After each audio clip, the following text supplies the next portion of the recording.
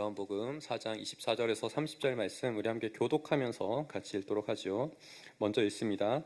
하나님은 영이시니 예배하는 자가 영과 진리로 예배할지니라.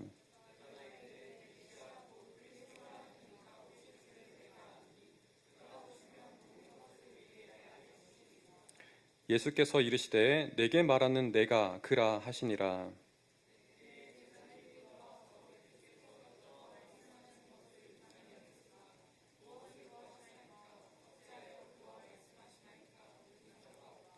여자가 물동이를 버려두고 동네로 들어가서 사람들에게 이르되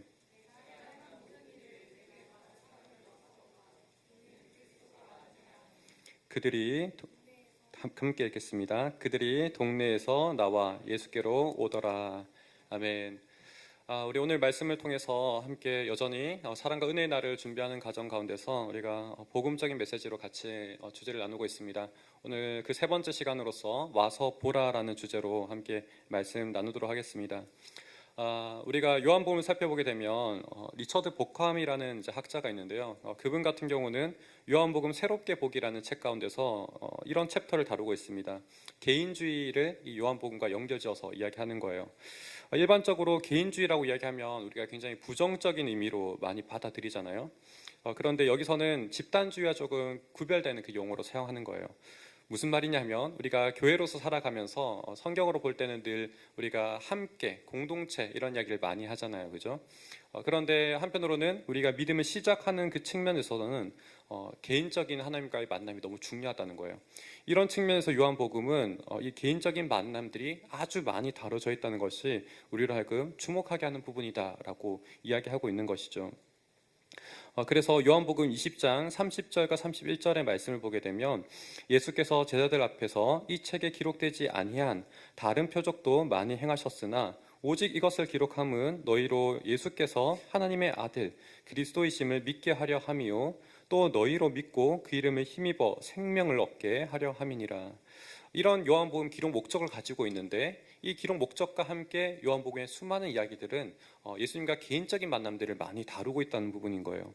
이런 부분들이 우리로 하여금 다시 한번 오늘 본문에 있는 예수님께서 한 여인을 만나신 이 이야기를 우리가 주목하게 됩니다. 이런 측면에서 이 여인이 가지고 있는 한 특별한 이야기가 있는데요. 이 특별한 이야기가 우리가 또 주목할 것은 무엇이냐면 한편으로는 그 여인만의 이야기지만 이게 다른 사람들, 어떤 보편적인 사람들에게 울림이 된다는 거예요. 이게 다르게 이야기한다면 어떤 소리곱새가 우리가 땅 때리면 소리가 울리잖아요. 그 진동이 또 한편으로는 전파되어서 다른 물체 또한 동일하게 공명하게 하는 우리 그런 것들을 잘 알 텐데 그와 같이 이 여인의 특별한 한 이야기가 다른 사람들과 전혀 공감할 수도 없고 또는 다른 이야기임에도 불구하고 울리고 있다는 거죠. 그런 말미암아 이 여인으로 통해서 다른 사람들이 예수님을 만나게 하는 그런 이야기들이 오늘 가운데 담겨 있다는 것이 우리로 하여금 주목하게 하는 내용입니다. 그래서 우리가 오늘 이 본문 가운데서 하나님은 어떤 분이신지 또 우리 인간은 어떤 존재인지 한편 그로 말미암아 우리는 어떤 반응을 해야 되는 것인지 이런 질문들을 던져가면서 오늘 주제를 나누기 원합니다. 첫 번째 주제는 같이 한번 읽어보도록 하죠. 시작. 사마리아 여인을 찾아오신 예수님. 이곳에 나타나신 먼저 하나님의 모습은 우리를 찾아오시는 하나님이시라는 거예요. 그 가운데 요한복음 4장 3절과 4절의 말씀 우리가 보게 되면 혹시 잘리지 않네요. 제가 보는 화면에서는 좀 잘려가지고 한번 같이 읽어보도록 하죠. 요한복음 4장 3절과 4절의 말씀입니다. 같이 읽겠습니다. 시작. 유대를 떠나서 다시 갈릴리로 가실새 사마리아를 통과하여야 하겠는지라. 여기서 먼저 우리가 좀 나눠야 될 부분은 사마리아가 어떤 지역인지를 좀 나눠야 될 것 같아요. 그러니까 성경에서 사마리아를 이야기하는 것이 그냥 뭐 대구, 서울 이런 걸 이야기하는 게 아니라 조금 더 다른 관점으로 이야기하는 거예요. 이건 역사를 조금 알아야 되는데요. 주전 그러니까 기원전 722년을 기점으로 우리가 중요한 역사가 하나 이렇게 되짚어 볼 부분이 있습니다. 그거는 무엇이냐면 이 사마리아라는 도시가 분열된 왕국 북이스라엘과 역사를 같이 하는 가운데서 북이스라엘이 722년 가운데 멸망한 거예요. 이때 정복한 나라는 아시리아라는 나라인데 이 나라는 정말 무력으로 잔인하게 진압하고 뿐만 아니라 다시 한번 이 반역을 일으키지 못하도록 민족들을 다 흩어버리는 거예요. 그러니까 사마리아에 있던 사람들은 다른 저기 바벨론이라든지 뭐 이렇게 여러 가지 지역들로 이제 옮기는 거예요. 아시리아 여러 지역으로 옮기는 거죠. 그리고 또 한편으로는 그쪽 지역 사람들은 사마리아로 옮겨서 통합하게 하는, 결혼하게 하는 거예요. 그러니까 혈통적으로 이제 단일 민족을 주장할 수 없게 되는 사건이 바로 722년 기점으로 이렇게 만들어져 버린 거예요. 이런 혈통의 문제는 한편 성경에서 우리가 에스라, 느헤미야서를 보게 되더라도 이런 어떤 갈등들을 살펴볼 수 있습니다. 에스라와 느헤미야서를 우리가 보게 되면 성전 재건이 중심되고 또 성벽이 마지막에 완공되지 않습니까? 그런데 이 진행하는 과정 가운데서 성전 재건, 그거는 한편으로는 굉장히 중요한 사건이잖아요. 하나님을 믿는 사람들이 모두 함께 연합하고 힘을 합치고 우리가 그 신앙으로 말미암아 하나 된다라는 중요한 주장을 할 수 있는 부분인데, 바로 이 사건에 사마리아 사람들도 우리도 동참하게 해달라 이런 이야기를 하는 거예요. 그런데 우리가 잘 알다시피 에스라서에서는 너희는 안 된다 이렇게 이야기하는 거죠. 너희는 안 돼. 사실 우리가 이 이야기를 듣게 보면은 좀 왜 그렇게 반응할까? 왜 그렇게 연합할 수 없을까라고 생각할 수 있는데, 현실적으로 우리가 오늘날 교회를 보더라도 비슷해요. 우리가 하나님 믿는 사람들, 똑같이 예수를 믿는 사람들이지만 연합하자 했을 때 그 연합이 너무나 쉽지 않은 거예요. 이 당시는 그보다 훨씬 더 복잡한 문제를 가지고 있었겠죠. 그래서 더 연합이 쉽지 않았다라는 것들을 우리가 알게 됩니다. 아무리 우리가 연합한다는 그 목적이 좋다 할지라도 신앙이 사실 다르다면, 우리가 고백하는 내용이 다르다면, 우리가 생각하는 것들이 생각의 차이점들이 있다면 연합하기 어렵기 때문에 이런 당시 가운데 연합할 수 없었음을 우리가 보게 되는 것이죠. 그래서 어떻게 보면 지역적으로는 바로 이웃하고 있는 너무나 가까운 지역의 사람들이지만 가까이 할 수 없는, 어떻게 보면 가깝지만 먼 그대들, 이렇게 되는 거죠. 그래서 일본과 어떻게 보면 우리의 한일 감정과 비슷한 느낌이 드는 것 같아요. 너무나 가까운 지역이지만 역사 속에서 서로에게 아픔과 상처가 핥혀지면서 연합할 수 없는 그런 모습들을 보여주는 겁니다. 그래서 사마리아 사람들은 너희는 동참할 수 없어라는 이야기 가운데 나중에 성전 재건을 회방하고 성벽도 재건하는데 회방하고 계속 회방하는 역사들이 나타나는 거죠. 그래서 서로는 이제 상종할 수 없는 그런 입장이 돼버린 겁니다.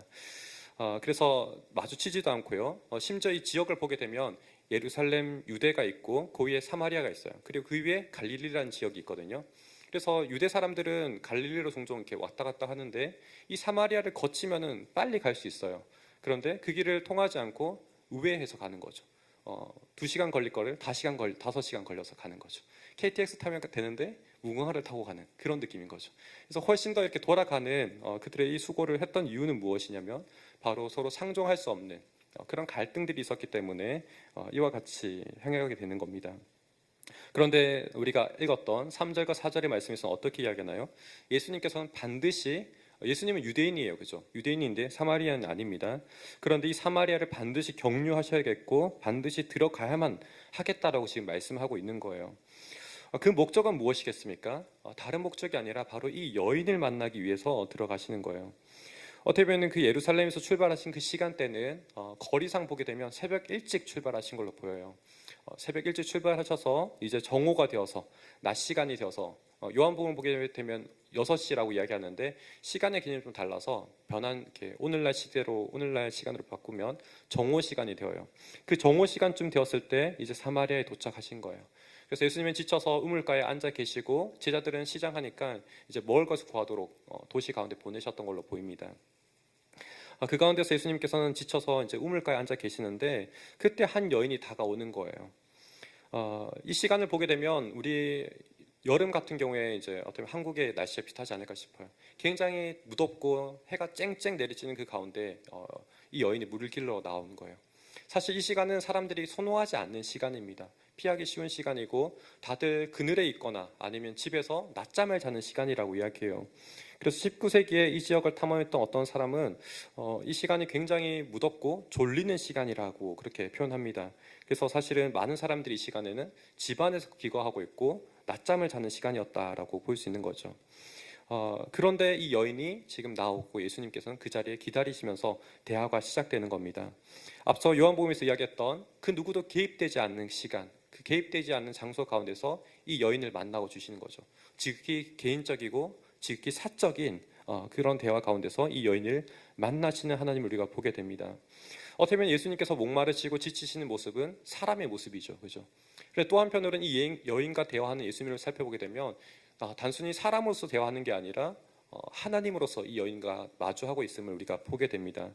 이런 부분에서 예수님의 만남심이라는 것은 우리로 하여금 그분을 직접 만났을 때 그분이 누구신지 경험하게 되고 또한 고백하게 된다는 부분이 오늘 본문 가운데서 우리에게 주는 중요한 메시지입니다.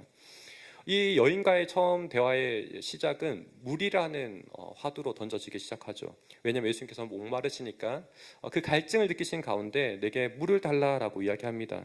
어떻게 보면 굉장히 평범하게 던져지는 이야기가 사실은 요한복음 진행하는 가운데서 여러분들 살펴보게 되면 평범하지 않게 들리게 됩니다. 왜 그럽니까? 정오라는 그 낯선 시간 가운데 한 사람이 앉아 있는 거예요.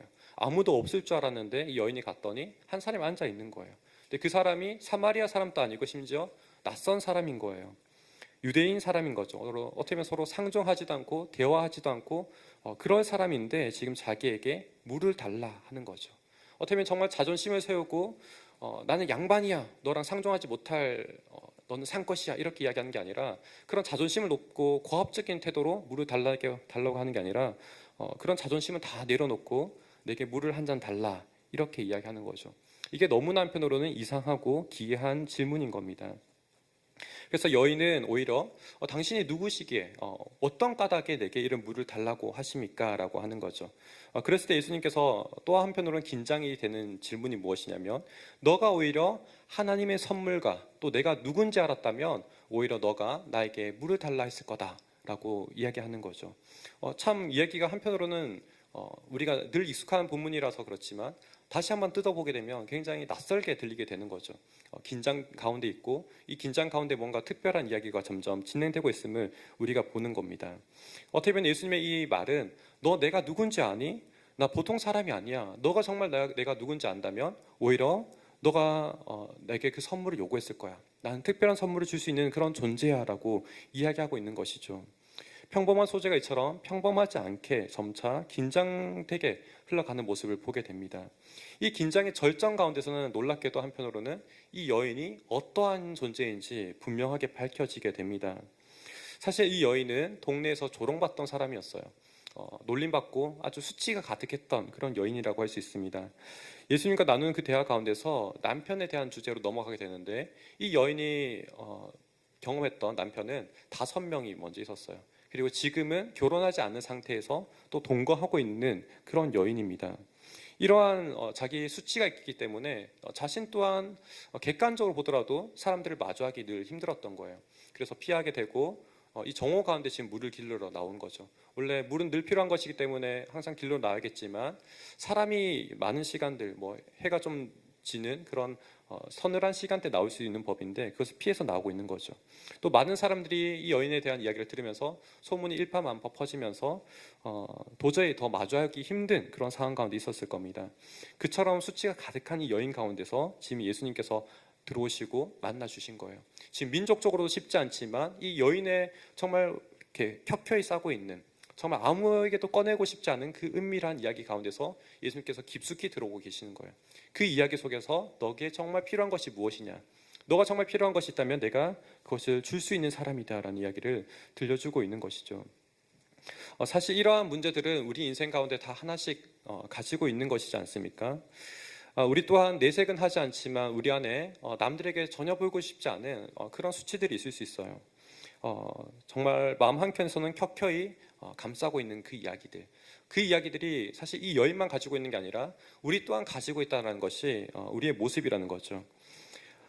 그렇기 때문에 이 여인이 한편으로는 나의 모든 것을 아시는 이 사람을 만나라, 이 사람을 와서 보라라고 이야기하는 거죠. 그 이야기를 할 때 사람들이 공명하고 움직이는 겁니다. 지금 그와 같은 상황 가운데서 우리 또한 때로는 남들에게 나를 포장하고 좋은 면들을 이야기하지만 그 속도 다른 한편에는 우리가 스스로 숨기고 싶은 이야기가 있는 거죠. 그런데 예수님께서는 그 모든 것들을 뚫고 그 한가운데 들어오시는 겁니다. 그래서 만남이 참 놀라운 것은 한 사람의 경험과 인식이 이 만남을 통해서 달라지는 거예요. 예수님이 딱 만날 때 이 사람의 인생이 완전 변하게 되는 거죠. 변한다는 것은 드라마틱하게 남편이 바뀌고 이런 게 아니에요. 이 여인의 마음이 바뀌는 거죠. 그래서 자세가 바뀌고 삶의 태도가 바뀌는 모습을 보게 됩니다. 그래서 그 기존에는 사람들을 피하게 됐고 자신의 수치를 감싸기에만 급급했던 이 사람이 이제는 다른 사람들을 만나고 오히려 증언하는 삶, 그렇게 정말 자신감 넘치는 삶을 살아간다는 모습이 참으로 우리에게 놀라운 모습들을 보게 됩니다. 어떻게 되면은 이 여인이 예수님을 만난 그 경험은 예술가가 영감을 받는 그 장면과 비슷하지 않을까 싶어요. 어떻게 보면 우리가 알지 못하는 그 미지의 세계를 예술적 영감 가운데 맛보면서 그걸 자기 작품 가운데 표현하는 것처럼, 그런 황홀한 아름다움이라고 이야기할 수 있는 그런 것들을 목격한 것 같은 그와 유사한 경험들을 지금 하고 있는 거죠. 여기서 우리에게 주는 첫 번째 충격은 어떠한 방어 기제가 우리에게 있다 할지라도 예수님께서는 그 가운데 들어오시고 우리와 만나 주신다는 겁니다. 이 모든 것들을 초월하셔서 우리에게 들어오시고 우리 삶의 자리 가운데서 오신다는 거예요. 때로는 이슬람 국가 가운데서 정말 그 지역은 종교적으로도 정치적으로도 예수를 믿기 힘든 자리잖아요. 그럼에도 불구하고 증언하는 선교사님들의 어떤 간증을 듣게 되면 그 사람들 가운데 삶의 자리에 찾아오신다는 거예요. 때로는 꿈속에서도 예수님께서 찾아오신다는 거예요. 그와 같이 우리가 예상하고 우리가 준비된 방식이 아니라 우리가 준비되지 않는 내추럴한 그 모습 그 가운데, 어떻게 우리가 벌거벗은 그 모습 가운데 그 중심 가운데 찾아오신다는 것이 바로 예수님의 모습이라고 할 수 있습니다. 이 가운데서 두 번째 우리가 함께 나누고자 하는 것은 이 여인의 반응입니다. 같이 한번 읽어보도록 하죠. 시작. 사마리아 여인이 물동이를 버려두고 동네로 들어가서 전함. 여기서 이 여인이 예수님 딱 만나고서 반응하는 모습을 보게 되면 참 한편으로는 좀 기이하다는 생각이 듭니다. 이 여인이 만나고 난 뒤에 동네로 들어가죠. 이것 또한 기이하지만 한편으로는 지금 요한복음 4장 28절의 말씀을 보게 되면 물동이를 버려두었다라고 이야기합니다. 우리 요한복음 4장 28절 말씀 한번 같이 읽어보죠. 시작.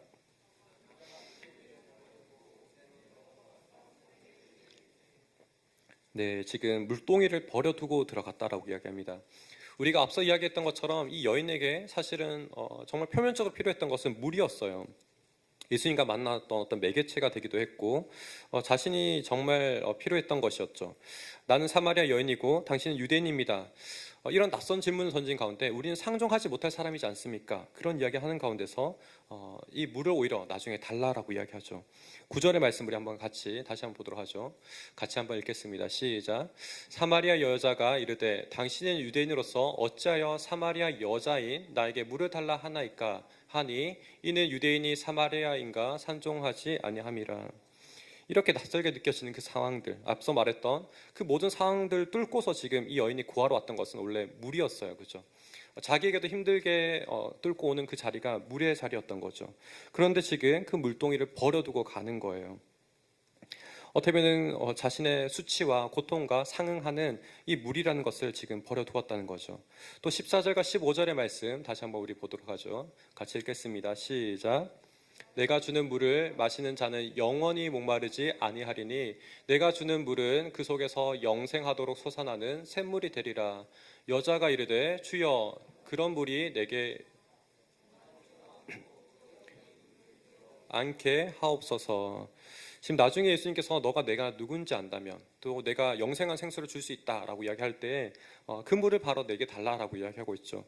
그와 같이 이 여인에게 정말 필요했던 것은 수치를 한편으로는 이제 더 경험하지 않는 피할 수 있는 영원한 그 물을 달라고 하는 그 물을 지금 버려두고 가는 거예요. 어떻게 보면 정말 이 여인에게 필요했던 것들을 버려둔다는 것이 우리에게 충격적인 겁니다. 어떻게 보면 그 여인에게 필요했던 물이 정말 표면적으로는 내가 필요한 거야 라고 이야기하지만 이게 사실이 아니었음을 우리에게 보여주는 거죠. 그녀에겐 더 필요한 것들이, 더 근본적으로 필요했던 것들이 있었음을 우리에게 보여주는 겁니다.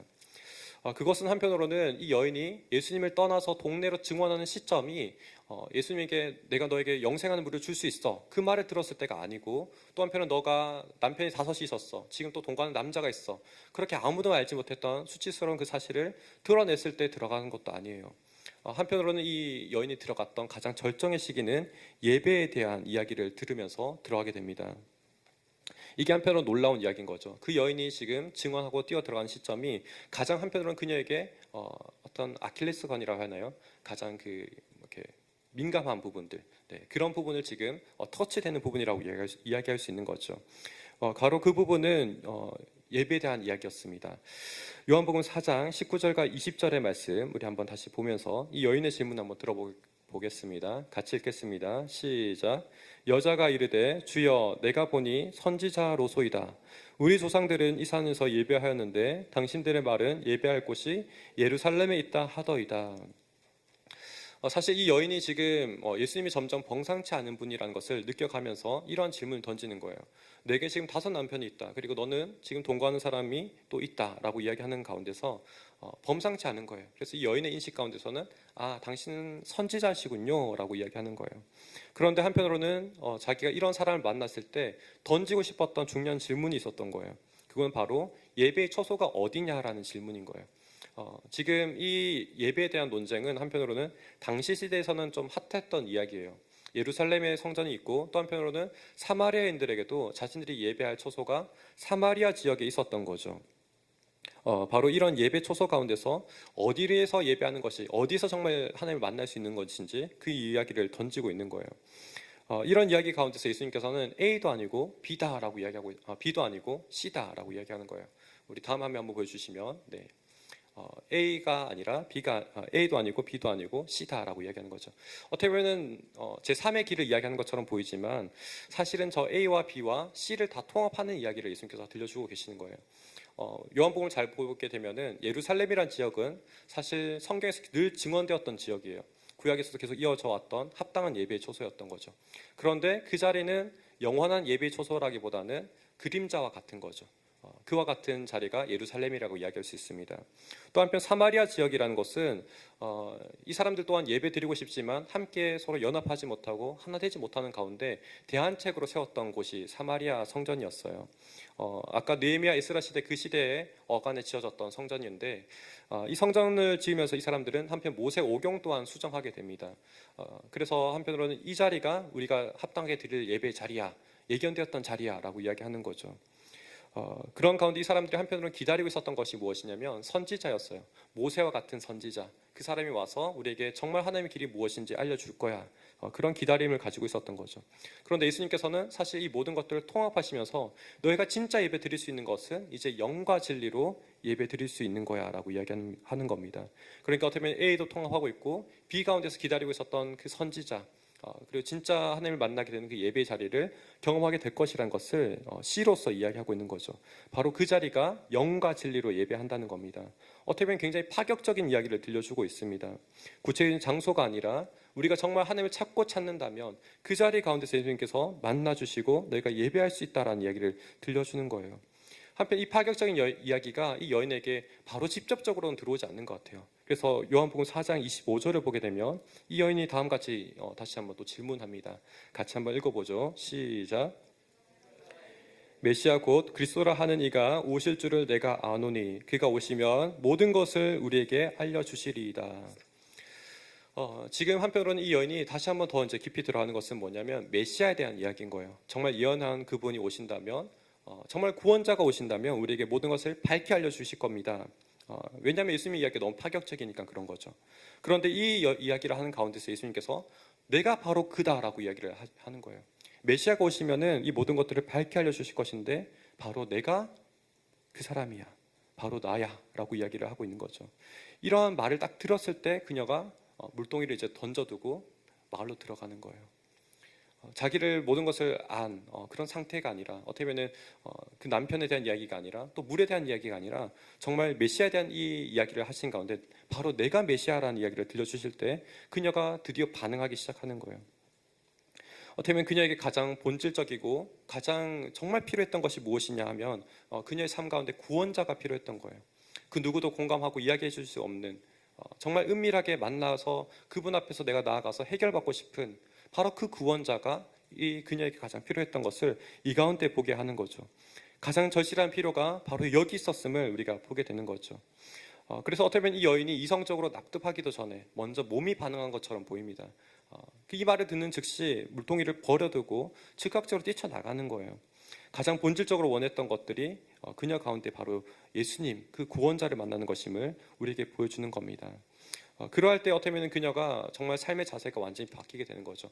그녀의 마음의 태도가 완전히 바뀌게 되는 것을 우리가 보게 됩니다. 그러할 때 그녀의 증언은 어떻게 흘러갑니까? 우리 세 번째 같이 나눌 주제입니다. 같이 한번 읽어보죠. 시작.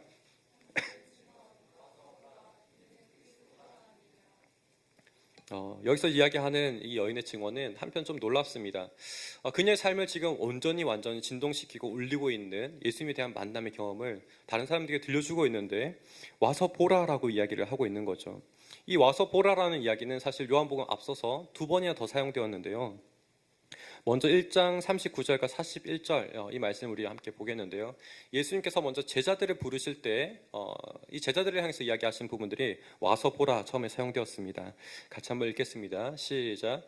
예수께서 이르시되 와서 보라. 그러므로 그들이 와서 계신 데를 보고 그날 함께 거하니 때가 10시쯤 되었더라. 지금 보게 되면 예수님께서 제자들을 만났는데 처음부터 제자는 아니었어요. 원래는 세례 요한과 더 밀접했던 관계를 맺고 있었던 사람들이고 그 가운데서 예수님 만났을 때 세례 요한이 소개하는 거죠.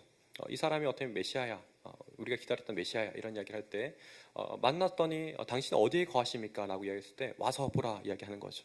어떻게 보면 그냥 일상적인 이야기처럼 보여요. 그런데 처음 만난 가운데 함께 거하고 대화하고 정말 예수님이 직접적으로 그 어떤 경험하는 가운데서 나중에 어떻게 41절에서 이야기하냐면 우리가 메시아를 만났다라고 이야기하는 거예요. 정말 이것이 얼마나 중요하냐면 우리가 하나님에 대한 경험을 이야기하고 증언한다 할지라도 하나님과 직접 만난 그 경험을 대신할 수 없는 거예요. 바로 그와 같은 경험이 지금 이 가운데 진술되고 있는 거죠. 그들이 정말 예수님과 함께 대화하고 먹고 마시는 그 가운데 함께 보는 그 시간 가운데 정말 이분이 메시아다, 이분이 정말 하나님이시다라는 것을 실제적으로 증언하고 있는 거예요. 이 실제적이라는 것은 우리에게 한편은 관념적인 것도 아니고 우리가 잘 표현될 수 있는 어떤 예술적인 것도 아니고 정말 우리 삶인 가운데 체감할 수 있는 진실된 것을 증언하고 있는 것이죠. 또 한편 이러한 와서 보라는 것은 우리 요한복음 1장 46절에서도 또 증언되고 있습니다. 같이 한번 읽어보죠. 시작. 나다나엘이 이르되 나사렛에서 무슨 선한 것이 날 수 있느냐. 빌립이와 이르되 와서 보라 하니라. 어떻게 보면 여기 나다나엘이라고 이야기할 수 있는 사람은 회의주의자예요. 정말 어떤 민족에 대한 아픔들을 겪고 있지만 쉽게 어떤 믿음을 가지지 못한 사람, 하지만 아주 진실된 사람이죠. 그런데 지금 이 나다나엘에게 한 친구가 있었는데 바로 빌립이라는 사람이죠. 이 사람 또한 먼저 예수님을 만나고 예수님을 경험한 제자였어요. 그래서 들려줬던 이야기가 뭐냐면 와서 보라는 거예요. 너가 정말 경험한다면 이 예수님이 부정할 수 없는 메시아라는 것을 알게 될 거야 라는 이야기를 들려주는 겁니다. 실제로 이 나다나엘이 예수님과 만나고 대화했을 때 그 또한 고백하는 것이 당신은 정말 하나님의 아들 그리스도이십니다, 메시아십니다라고 고백하는 거죠. 바로 그와 같이 지금 요한복음 4장 29절에서 오늘 여인이 진술하고 있는 증언, 그 증언 또한 지금 동일하게 사람들로 향해서 와서 보라라고 이야기하고 있는 겁니다. 같이 한번 읽어보죠. 요한복음 4장 29절 말씀입니다. 시작. 내가 행한 모든 일을 내게 말한 사람을 와서 보라. 이는 그리스도가 아니냐 하니. 어떻게 보면 우리가 하나님을 대해서 증언하고 이야기하는 부분에서는 이 정서적인 부분이 굉장히 중요한 것 같아요. 그 여인을 완전히 진동케 하고 또 한편은 수치 가운데 숨어 있었던 그녀가 이제는 모든 것을 뚫고 나와서 그 수치라는 껍질을 뚫고 나와서 이제 증언하는 거죠. 내가 정말 메시아를 만났다. 어떻게 보면 정말 그 숨는 게 자연스러운데 그 자연스러움을 뚫고 넘어와서 내가 정말 초월적인 메시아를 만났다고 이야기하는 거죠. 그 가운데 사람들이 울리게 되고 함께 공명하게 되는 것을 우리가 보게 되는 겁니다. 한편 이러한 만남들이 나중에 더 중요한 것이 무엇이냐면 단순히 그 여인을 주목하게 하는 게 아니라 예수 그리스도를 주목하게 하는 거죠. 정말 그분을 만나는 가운데 나의 삶 또한 어떤 변화가 있겠구나라는 것들을 느끼게 하는 겁니다. 그래서 요한복음 4장 39절에서 실제로 많은 사람들이 이들을 만나고 경험하는 가운데 예수님과 대화하고 만나는 가운데 이런 진술들을 들려줍니다. 먼저 요한복음 4장 39절 말씀입니다. 같이 한번 읽겠습니다. 시작.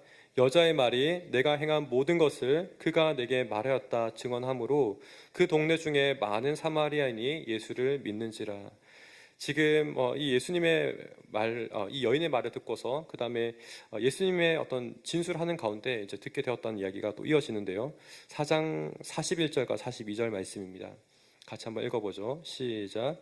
예수의 말씀으로 말미암아 믿는 자가 더욱 많아 그 여자에게 말하되 이제 우리가 믿는 것은 내 말로 인함이 아니냐. 이는 우리가 친히 듣고 그가 참으로 세상의 구주이신 줄 알미라 하더라. 지금 이 가운데서 지금 예수님의 말씀으로 직접적으로 이들에게 들려주신 그 말씀으로 말미암아 이제 들려지고 마음의 심경이 변화되어 온 것을 구체적으로 이야기해주고 있습니다. 또 한편으로는 그 여인의 말이 아니라 이제 예수님의 그 말로 우리가 정말 이분이 메시아고 세상의 구원자라는 것을 우리가 진실로 알겠다라고 이야기를 들려주고 있는 거죠. 이처럼 우리가 사랑과 은혜의 날을 준비하는 가운데서 여러분들이 한편으로 경험한 예수님에 대해서 증언하는 것도 중요할 겁니다. 하지만 우리가 더 중요한 것은 무엇이냐면 우리 또한 예수님을 이와 같이 만나야 되고, 또 한편으로는 아직 알지 못한 사람 또한 예수님이 이와 같이 직접적으로 만나도록 도전하는 것이 우리에게 필요한 거예요. 바로 그러할 때 우리가 진정으로 예수님께서 원하시는 그분을 만나고 그분과 하나 되어가고, 또한 우리가 그분을 경험함으로 말미암아 우리의 마음이 바뀌고 우리 삶의 자세가 바뀌는 그와 같은 일들이 일어나게 되는 것을 우리가 보게 됩니다. 바로 이와 같이 우리가 우리의 역할은 사실 이와 같이 증언하는 것이라고 할 수 있어요. 우리가 경험한 그 예수님, 또 우리의 삶의 자세를 바꾸게 하는 그 예수님을 증언하는 것이 우리에게 마땅히 해야 될 자세일 겁니다. 하지만 그 뒤로 일하시는 분은 또 예수님이 계시는 거예요. 그분이 직접 우리를 만나 주실 때 정말 어쩌면은 우리의 대화나 여러 가지 모든 방편 가운데서 역사하시겠죠. 또 한편으로 앞서 말한 것처럼 우리가 알지 못하는 꿈과 같이 만나 주실 수도 있을 거예요. 그 가운데서 그 사람에게 가장 필요한 것들, 정말 그 사람에게 정말 절대적인 그 니즈를 예수님께서 채워주시는 거예요.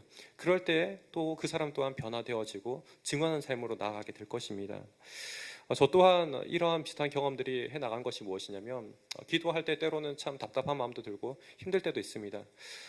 그런 가운데 응답해 주시고 대답해 주시면 참 좋겠는데 그러지 않을 때가 있어요. 근데 또 한편으로는 예측하지 못하게 정말 제가 준비되지 않은 그 자세 가운데서 함께 때로는 찾아와 주셔서 낙심하지 마라, 너에게 많은 사람들이 있지 않냐, 위로할 사람도 있지 않냐, 또 내가 함께 하고 있지 않냐, 그런 이야기를 들려주실 때가 있거든요.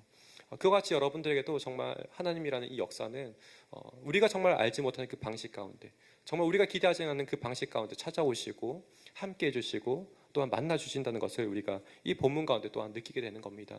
여러분들이 이 말씀이 정말 하나님의 말씀이라는 것을 믿으시고 그 가운데 정말 여러분들을 찾아오시고 만나 주신 그 분을 기대하는 마음으로 다시 한번 삶의 자리 가운데 도전하시기를 간절히 축복드립니다.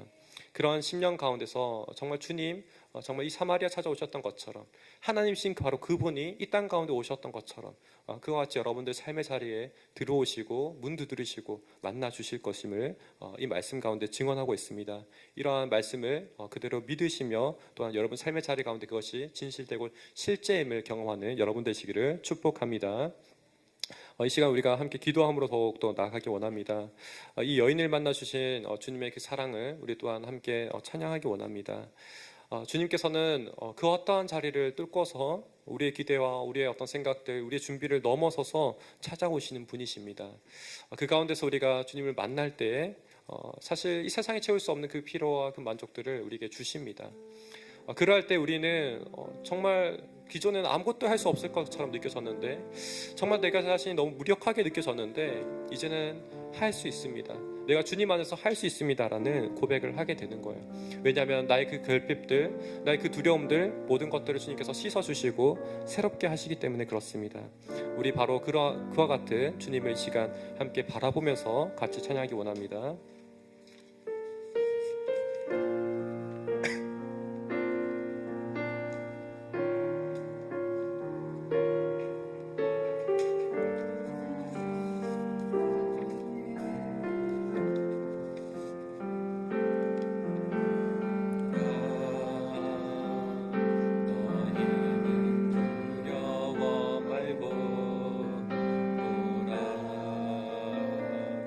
너희는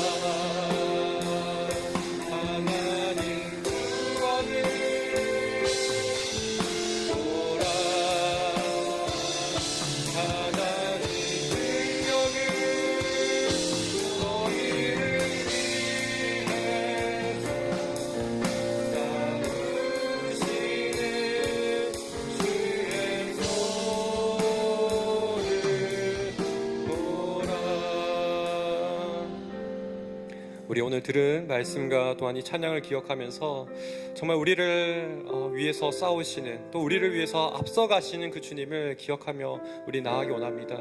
여러분들 삶의 어떠한 자리 가운데, 또 어떤 수치로 여러분들 힘들어한다 할지라도 그 모든 것을 뚫고 들어오시는 주님의 은혜가 이 자리 가운데 있음을 고백합니다. 여러분, 그 주님을 바라보기 소원한다고, 주님 나와 만나달라고, 영과 진리로 예배한 그 자리 가운데 찾아오시는 주님 만나게 달라고 이 시간 다시 한번 우리 기도하며 나아갑니다. 참으로 사랑이 많으신 주님, 우리를 늘 부르시고 우리를 만나주신 주님, 그 은혜가 아버지 우리에게 있음을 고백합니다. 아버지, 우리가 어디서든 주님을 찾고 찾으면 주님 만나주시고 우리와 함께 대화하시고 우리의 필요들, 아버지 우리의 간구들, 아버지 우리가 정말 주님께 구하고자 하는 것들, 아버지 그 자리 가운데 응답하시고 역사하심을 아버지 고백합니다. 아버지, 우리로 하여금 두렵고 수치 가운데 있었던 아버지 삶에 움직이기 어려웠던 그 모든 것들을 주님 아버지 새롭게 하시고, 또한 아버지 그 모든 것들 변화시켜서 나아가게 하신 주님, 아버지 우리 무엇보다 우리의 마음을 바꾸시고 우리를 새롭게 삶을 살아갈 수 있는 힘을 주시는 주님, 아버지 시간 가운데 당신의 은혜를 우리가 사모합니다. 아버지 우리 삶의 자리 가운데 함께 역사해 주시고 아버지 주님과 더욱더 동일한 삶으로 나갈 수 있도록 주님 인도해 주옵소서. 아버지 역사해 주시고 주님 만나 주옵소서. 아버지 우리에게 주님의 은혜가 너무나 필요합니다. 아버지 더욱더 주님 가운데 우리가 함께 호흡하고 소통할 수 있기를 원합니다. 아버지여 역사여 주옵소서. 아버지 주님을 앙망합니다. 주님 사모합니다. 아버지 구원자를 기다렸던 이 여인과 같이 아버지 우리 또한 우리 삶의 자리 가운데 주님을 만나고 주님의 은혜를 실제로 아버지 느끼기 경험하기 원합니다. 아버지 우리를 만나주시고 역사여 주옵소서. 하나님 주님을 또한 아버지 우리가 더 구합니다. 아버지 우리 삶의 문제보다 더욱더 주님을 만나고 주님을 경험하기 원합니다. 아버지 우리가 표면적인 아버지 필요를 구하는 것이 아니라 정말 우리 영 깊숙이 주님 간구하고 있는 그 밤, 아버지 정말 주님을 만나고 교통할 수 있는 것, 아버지 이것을 사모합니다. 주님의 얼굴을 만나고 주님과 함께 대화하기 원합니다. 아버지 만나주시고 우리 삶의 자리 가운데 좀 찾아와 주시옵소서.